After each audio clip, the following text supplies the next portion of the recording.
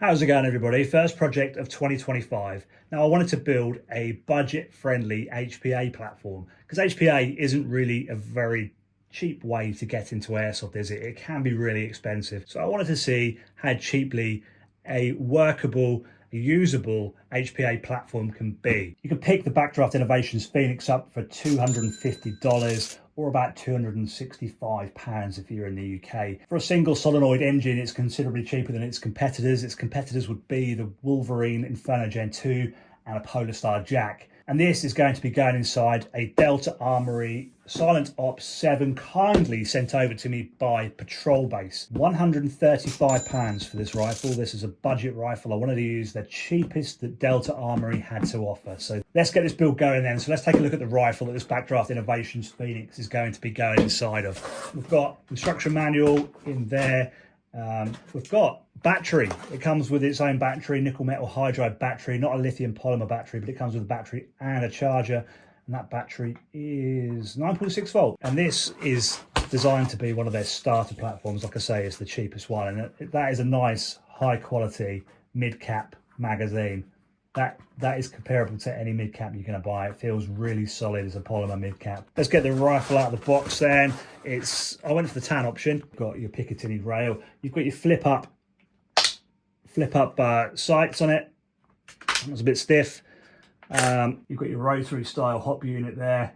The selector isn't ambidextrous, so you've only got your selector on one side. You've got your single and your auto there.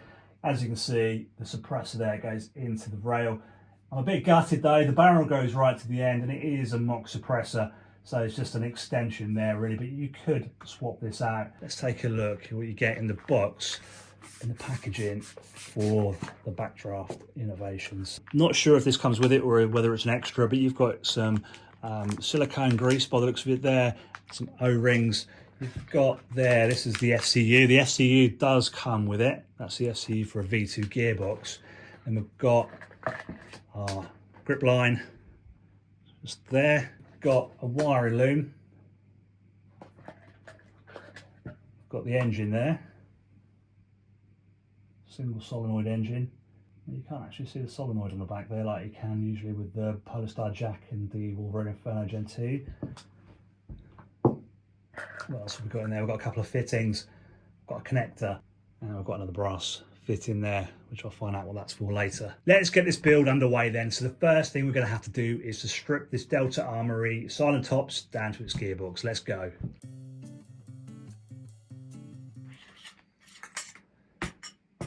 Here we've got our hop unit. It's a rotary style hop unit, like I said, and it's got some kind of Delta Armoury R-hop style bucking in there. So like a flat patch in there. So that should be interesting to use and see how that performs. We'll put that back in there for now because we don't need to do anything with that at the moment. The Silent Ops model does have a metal gearbox shell. You've got a ambidextrous sling mount, so you've got 1 point on that side, 2 on this side. We've got a flat trigger. It's not ambidextrous, so you've only got your fire selector on one side, semi and auto. And it also has toolless access to the motor as well, I believe. There we go, which is kind of a new one on me. Although we're not going to be using this wiring loom or the motor in here, you still want to be careful when you're taking it apart because you never know when you might want to swap back or even sell the parts on. So we're just going to gently take off these connectors because they can be quite fragile sometimes. So that's our motor connectors off. Now we can remove the motor. Now we've got 4 screws down there. 4 screws out, hand grip off. Now we're going to take out this pin just here. And this pin just here as well. Now we're going to remove the stock and the stock tube as well. Hopefully my screwdriver is long enough to get down there. With the stock off, there's a Phillips screw that holds this stock tube in place. You're going to need a long shaft screwdriver to get that out. Hopefully mine is long enough. Let's see. Yeah, it should be just about long enough. Some people think the castle nut holds these stock tubes on, but it doesn't with this. I don't even think the castle nut moves on this model. Clout. There we go. And there's our screw that holds the stock tube in place. And as you can see, the castle nut doesn't even move on that. It's just a fake castle nut on the stock tube. And the sling plate Just take that off for now. Next job, remove the mag release button. Just a small Phillips screw. And we're going to put that all back together so I don't lose any of the bits there, because there's a couple of small screw and a spring there. Now the gearbox should come out. There we go. It's been quite some time since I've opened an AEG up. I don't know if it showed or not, but this Delta Armoury Silent Ops is the cheapest one that they do. And it's quite nice to see that it comes with a quick change spring as well. Let's get this gearbox open then, strip it all out and install this HPA engine. We've got Phillips screws there, so you're going to have 1, 2, 3, 4, 5, 6, 7, 8, 9 screws holding that gearbox together. Let's take out the quick change spring as well, so there's no pressure. Nothing's going to explode when I take those screws out.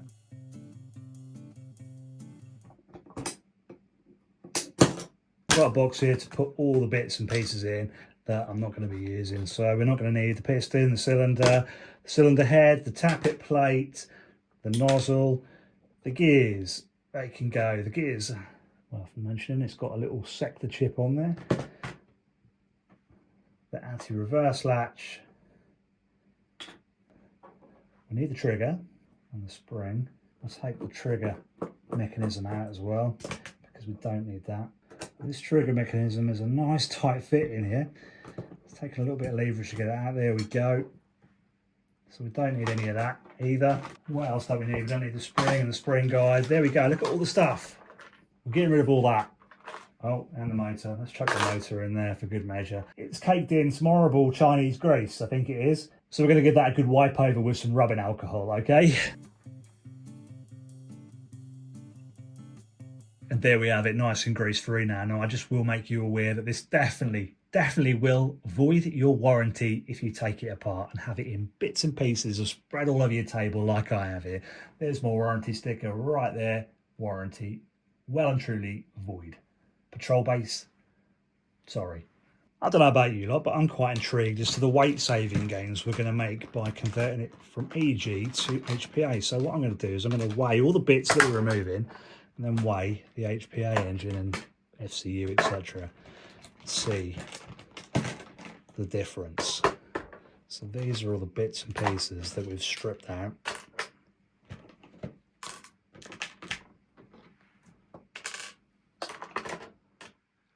So we have taken out 300 grams. That has actually really surprised me. 300 grams. That's like a third of a kilo. Almost a third of a kilo. Wow, 300 grams. What does this HPA lump weigh?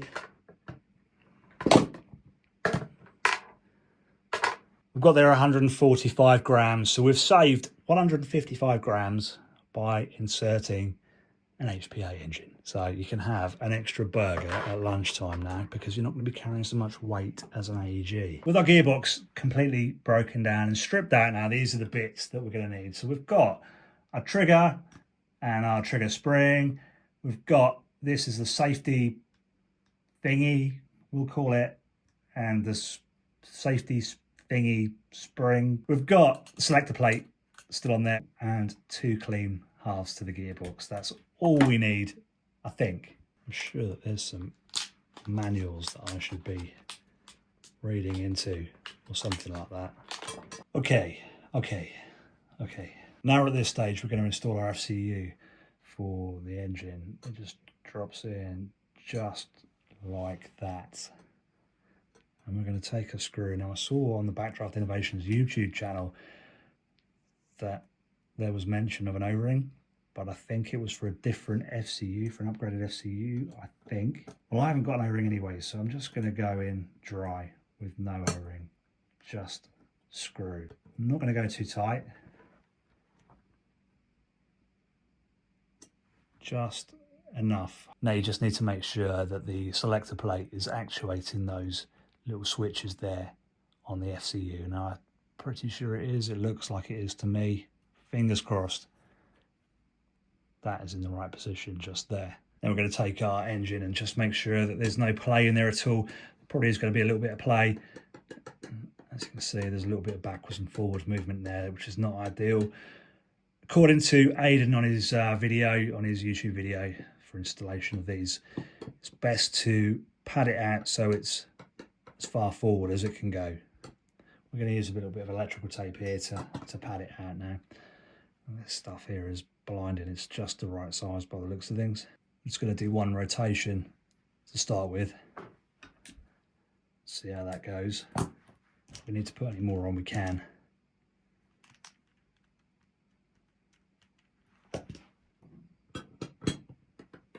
Yeah, still going to need some more there.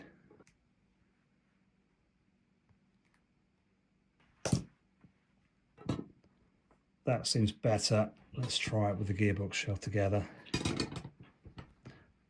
That seems to be perfect now. There's no wobble, no play or anything there. Next job, we're going to put our grip line onto the engine. So you can see there's a little, can we focus? Yeah, little rubber O-ring on there. Make sure you've got one of those. Now this is going to be screwed on with a flat screwdriver. We want to make sure that's nice and aligned there. And be careful when you're screwing it in. This is a bit awkward actually. So be very careful when you're screwing it in, because you don't want to cross thread that screw. You definitely don't want to do that, because that could be game over. So just make sure that the thread is biting. Don't force it. If you need to force it, you're doing it wrong. That's tight enough. On the wiring harness, you've got two size plugs. This one plugs into the FCU. Just make sure you get it around the right way. You shouldn't need to force it in. It only goes around one way. So if it's tough to get in, you've got it around the wrong way. There's two little glide pieces on either side that slot in like that. Nice little fit there. And the other piece, this plugs into the engine itself. Next step, trigger. So this little piece here that sticks out goes in that little hole there. It goes in like so. And this is a bit fiddly. Stick at it. Be very gentle around the FCU though. And this little piece just here, so you can see that just there. So we get a zoom in. That has to go over into the gearbox side. Now when you pull the trigger, you just need to make sure, let's see if we can get it on the bigger camera. See that? So when you pull the trigger, it pushes, it needs to push that little micro switch in.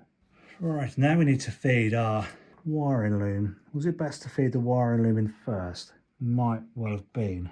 I think I'm going to take the trigger out again and try and feed the wiring loom underneath that trigger. Maybe, see if that works. We're going to come out the back. Should we come out the back? Or should we come out there? We're going to come out the back. Well, the wiring loom's in place. Now let's see if that trigger sits nicely in there now. It needs to be out of the way, so there's no catching that cable. I've decided to route the wiring this way here because it was just too cramped. Underneath this trigger here was just too cramped. Where the safety mechanism is, where the trigger is trigger spring. It was too cramped. It seems to be just fine just around this way. So we're now going to go and try and put this safety mechanism back together here. This is a right little faffy little thing. That goes on top there.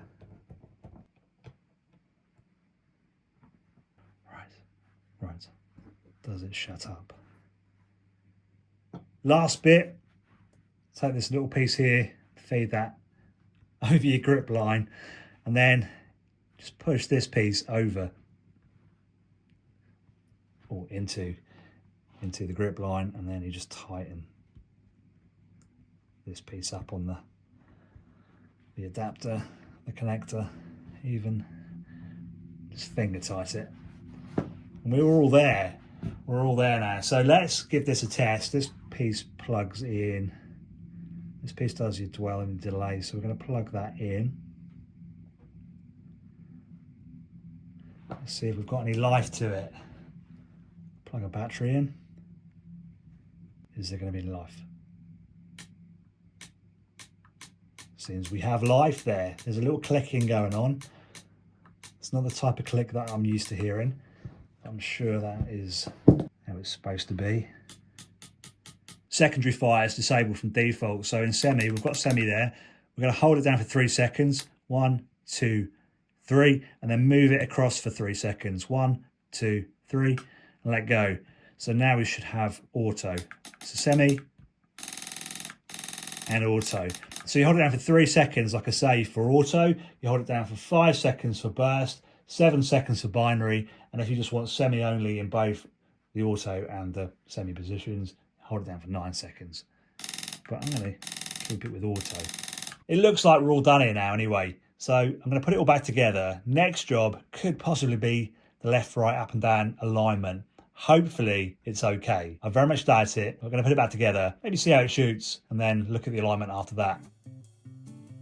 Before I put it together much more than this, I just want to check the alignment on it. What I want to do is I want to shine a light down the mag well, right? And then I want to look down the barrel. Now, telling you to look down the barrel of an airsoft rifle just sounds ludicrous, right? But this is the way you check the alignment. So I'm going to do my dad thing here, right? Put some safety glasses on. Make sure there's no battery attached. Make sure the chamber's clear. Make sure there's no mag in before you do all this, all right? This is just covering my ass here because I don't want anyone shooting themselves in the face or in the eyeball. Anyway, this is the way you check the alignment on the nozzle. So you get some kind of light. This is the only thing I've got to hand at the moment. We're going to shine it down the mag well, and then we're going to look down the barrel. And you want to make sure what you're looking for is the nozzle. The nozzle looks nice and central down that barrel. So I'll try and get a view for you so you can see it. I don't think I can get that much better. So what I'm going to do is I'm going to do some test shots with this and see how it performs before I mess about trying to adjust anything, because to me that doesn't look too bad at all. Guys, I've messed up. It all went so well, so well. Put it all back together, come to put the last bit back on, the stock tube, and realised that the stock tube screws onto the spring guide. So the whole lot is going to have to come apart again, the gearbox, so I can put the spring guide in. Mother. Now the spring guide is in place, I've rerouted the wiring through there, but I've run into a bit of a problem. Now the spring guide is in place, but there's nothing to hold the spring guide in place. Normally the spring holds it in place. It sits in that groove there, and the spring pushes it back, but there's nothing to push it back. So I think I'm gonna have to do something a bit rudimental and cut a piece of the spring down just to hold that spring guide in place. See how that works. Would you look at that HPA engine with a spring in? No, it's the only way. It's worked well actually.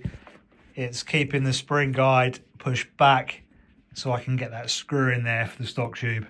The stock is all in place now and it's all back together, almost anyway. No screws, nothing left over, it seems. No, nothing left over, which is always a good sign. Luckily, the Backdraft Innovations Phoenix is designed how it is, because I could put that spring so it pushed the back of the engine and it pushed the spring guide into the back of the gearbox, allowing me to then put the screw in for the stock tube. Any other engine like the Wolverine or the Polar Star Jack, or F2, F1, whatever, with the solenoids at the back of the engine, couldn't have put a spring on there, so I don't know how I would have got that spring guide to stay in place. I'm just going to give it a check over while it's all back together, make sure it's all firing okay as it should be.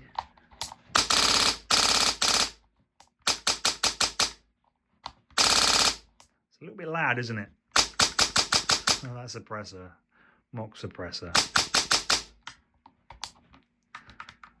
Lovely. Down to the range. Sorry about the mess on the table. I'm just getting myself ready for a game this weekend, and the postman just arrived and brought this package all the way from China. Now, I don't normally scrimp on regulators. I've got a couple of ballistic regulators, and my favourites are the Wolverine regulators. I've got the Cat 5, the Storm as well. The Cat 5, is it? I've got the other Storm as well. Anyway, I don't normally scrimp on regulators, but I've been hearing lots of you say and mention that you've been using regulators from China. I like China. China! Now, to me, alarm bells ring, but I've not heard of any fatalities just yet. So I wanted to give him a try, and because this is a budget build, I thought I'd order one. So this one is from AliExpress. Let's take a look at it. It cost me, what did it cost me? £35. I got an airline, which is like a flexible airline. Hopefully, I think they're US fittings. Right, so far so good.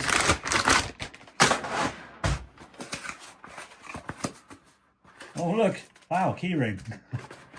So this actually reminds me, looking at it from the box, of a ballistic regulator. Let me grab a ballistic regulator. Are they the same thing? No, they're similar looking. This one probably won't kill me. I think this is rated to 150 PSI. I think I saw on the AliExpress website, which should be enough anyway for what I'm going to be using it. You've got your single US fitting, I think. I hope. Let's give it a try and see if I die. The top unscrews just like a ballistic regulator, but instead of having that funny little key, you've got an Allen key, so you can adjust it with an Allen key on there, which is probably better in a way. I hate that silly little adjuster that you have on the ballistic regulators.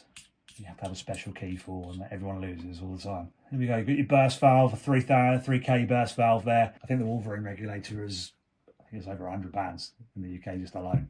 So your line, you can look at one of these lines here, high quality line though. I think these are about £30–40 as well. So the whole package there, the line and the regulator for 35 quid. What could go wrong, eh? I thought I'd just see if it would screw onto a bottle okay. So I've got my small 13 cubic inches. So far it's very, very smoothly goes onto that bottle. It screws on nicely. It screws on, I think, better than my Wolverine stall. The pressure gauge is showing.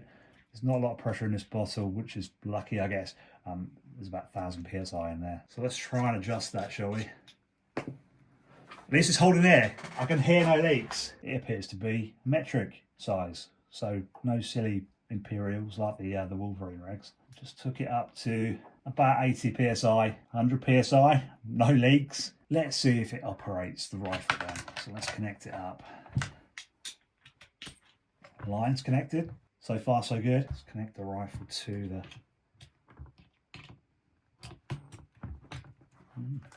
It's holding pressure.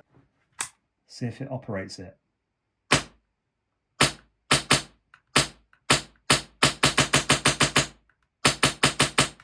Seems to be working. Let's try the auto. No, arse. This fitting is the problem. When replaced with this one, it seems to be working okay.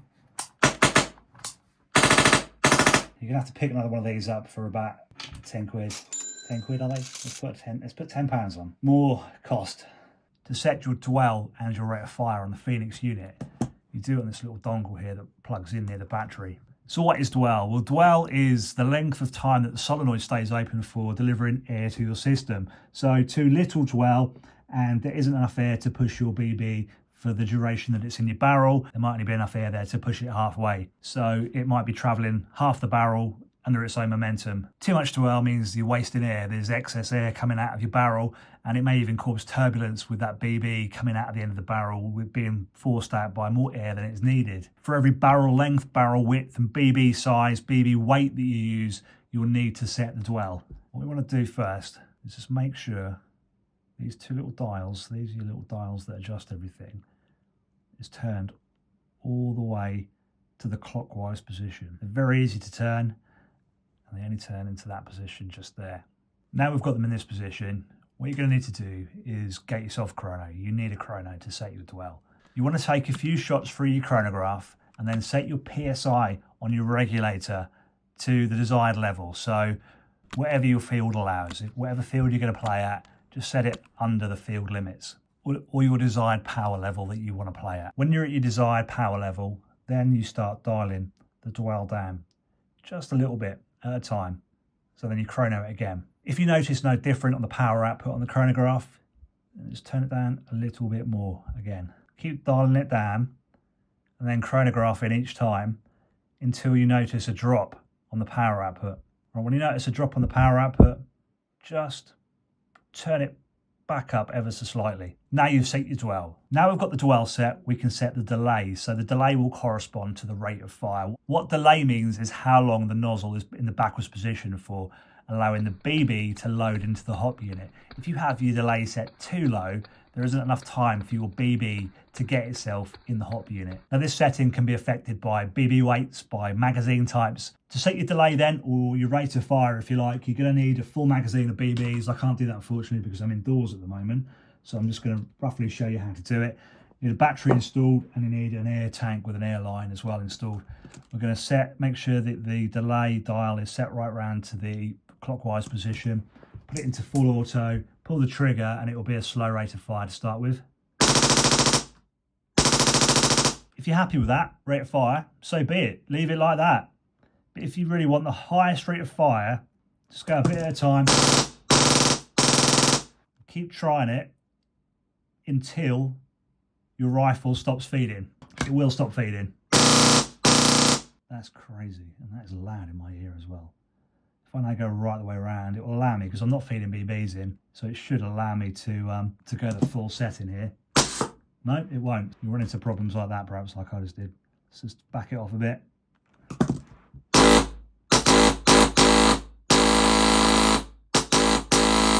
Now that setting, it probably wouldn't feed BBs like that.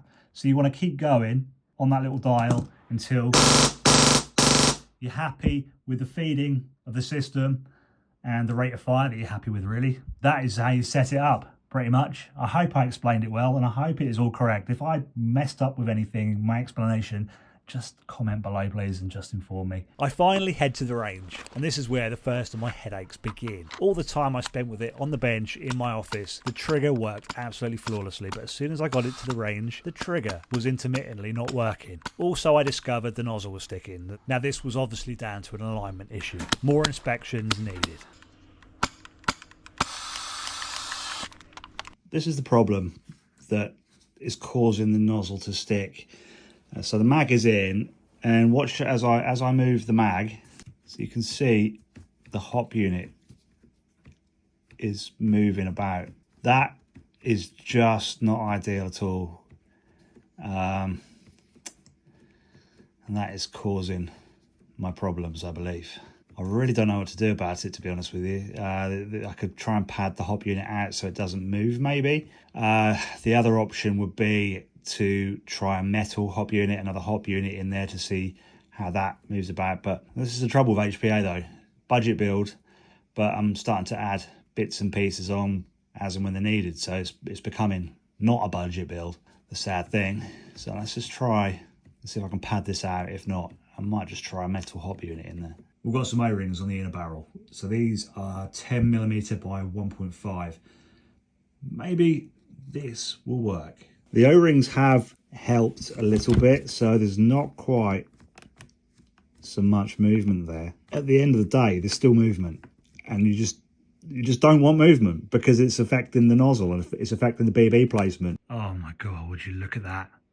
What an absolute bodge up. O-rings, electrical tape, just to stop the hop unit from flexing.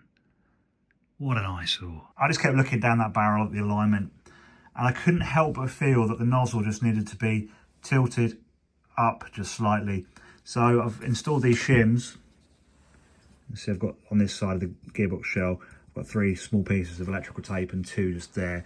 Let's see if I can get this out so you can look. So there's two pieces there. We've got 3 pieces just there. Hopefully that will just tilt that engine just up slightly so the nozzle sits more central in the hop unit. As for the trigger, it just needed that control unit to be reseated. It all seems to be working absolutely fine now. So I think our next port of call is game day. Yeah, I just need to get the hot in. Oh, panic then. Why? I've got airsoft anxiety. When you work on a gun at home, it just works perfectly. Oh yeah, at home, and then you get to an airsoft game, well, and everything goes to shit. Here. And it just didn't work then. And I realised I hadn't plugged the battery in yet.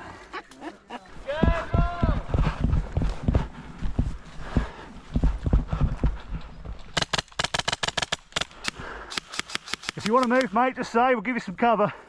Go.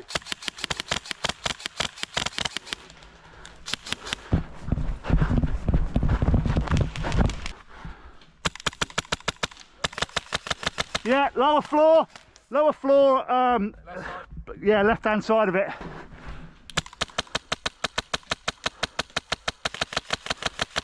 We've definitely got a left hook to it.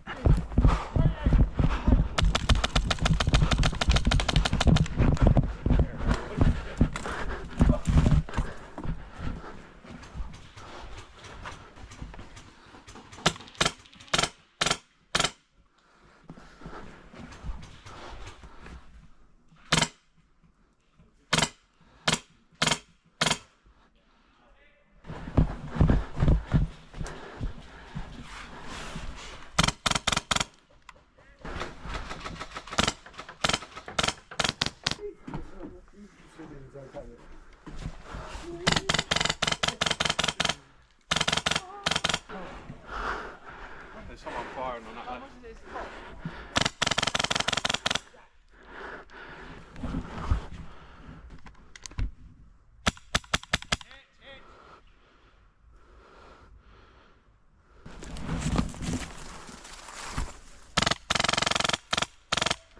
I've just finished the game with the budget build, and I just thought I'd jump on camera and just give you my thoughts of what I think of it and how it all went.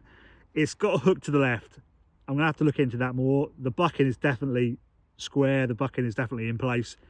I can only imagine that would be an alignment issue somewhere along the line. This thing has been shimmed to an inch of its life now. The hop unit's been shimmed, the engine has been shimmed inside the gearbox, the mag well's been shimmed. Is that ideal? Definitely not. It's electrical tape I've used to shim it with. It's not ideal. I can't really complain about any of the things that I've used. It's just when they're all bundled together, it's when they've become a problem. So the Delta Armoury Silent Ops has been a great little platform, probably an ideal platform for a beginner. It's really lightweight. It's been really fun just lugging this thing about all day. I've been able to aim down sights loads without my arms aching. It's very pointy. The engine seems to be absolutely fine. It's been working flawlessly all day. There was a problem when I ran out of BBs. It lasted about 10 minutes. Oh, we're good. Nice and easy to adjust it, the dwell and the delay, so the rate of fire, etc. Alas, when it's been paired with this Silent Ops rifle, I've really run into alignment issues with it. Really bad alignment issues that have been hard to try and solve. What I have been impressed with though, which I am surprised at as well, is this regulator, the AliExpress regulator in line. I know I had to replace the connector this end, but otherwise for 35 Great British pounds, this regulator hasn't missed a beat. No leaks, no problems at all. I mean, the rate of fire, my rate of fire is probably, I don't know, about 15 rounds per second. The refresh rate has kept up with that just fine. I don't know how it's going to be if you go silly rate of fire, but for normal use, what I'd classify as normal use, this regulator has been brilliant. 35 quid. That has been the bargain, I think, the surprising factor in this, the thing that I was worried about the most. Even though it had that left-hand hook on it, the shots were fairly consistent for a stock chamber, for a stock barrel. Maybe the next thing I can look at with this is putting a different hop unit in there, a metal hop unit. I've got a max hop unit sitting at home that I could potentially try in here to see if that solves any of the issues with the left hook on it. So do I recommend a budget HPA build? Well, I think the lower the price you go with your platform, your base rifle, that alignment is key.